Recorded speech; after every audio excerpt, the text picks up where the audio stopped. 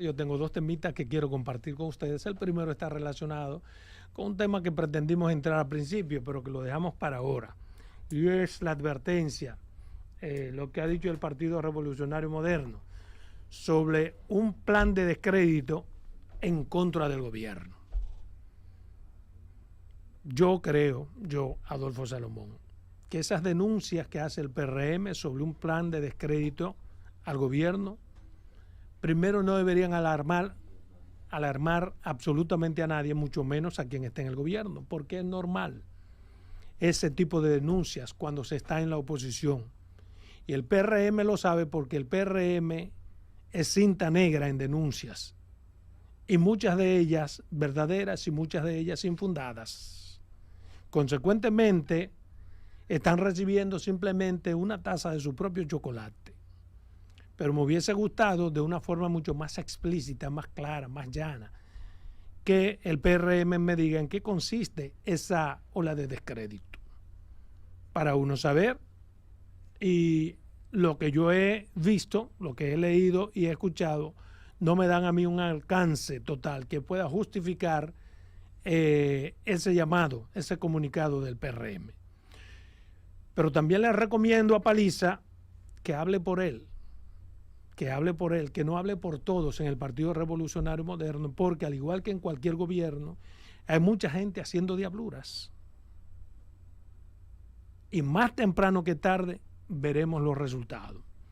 Pero además, como partido, sobre todo en el gobierno, no hay por qué temer a que en enero la oposición comience un plan de descrédito contra el gobierno. Cuando se está en el gobierno, se tiene todos los cuartos del mundo, más 20 pesos, más todo el peso mediático para uno contrarrestar un plan de denuncias, a menos que las denuncias no sean verdaderas y tan contundentes que puedan ser rebatibles. No tiene por qué preocuparse el PRM, más allá de que, como ya sabe, que a partir de enero hay un plan de descrédito en contra del gobierno, comenzar ellos a hacer su plan para desacreditar a quienes desacrediten al gobierno, hacer su propio plan de defensa contra el gobierno. Porque no es sencillamente decir a partir de enero hay un plan de descrédito. El plan de descrédito tiene que tener un cierto fundamento. Quizás no sea totalmente cierto, pero tiene que tener un fundamento. O sea que de algo va a partir la oposición para iniciar ese plan de denuncia. Yo lo llamo de denuncia. El crédito o descrédito se dará en la medida en que las cosas puedan ser ciertas o no ciertas. Así que mi llamado en ese sentido al PRM, para que se preparen para combatir ese plan de descrédito, no para denunciar como si tuvieran miedo de que en enero hay un plan de descrédito. Y ligado a eso, me quiero referir al llamado que ha hecho el presidente Luis Abinader de que hay una tregua navideña, que veo que inmediatamente ha sido de una forma, a mi manera de ver, obtusa, rechazado por algunos sectores, por ejemplo, de la Fuerza del Pueblo. Que no tengan miedo a eso que dice el presidente, es un simple llamado para bajar las tensiones, para suspender actividades proselitistas en Navidad, es un llamado. Si usted no quiere obtemperar este llamado, pues continúe en su carrera política, pero yo pienso que a quien más le conviene que iniciemos una tregua navideña es a la propia oposición. ¿Por qué?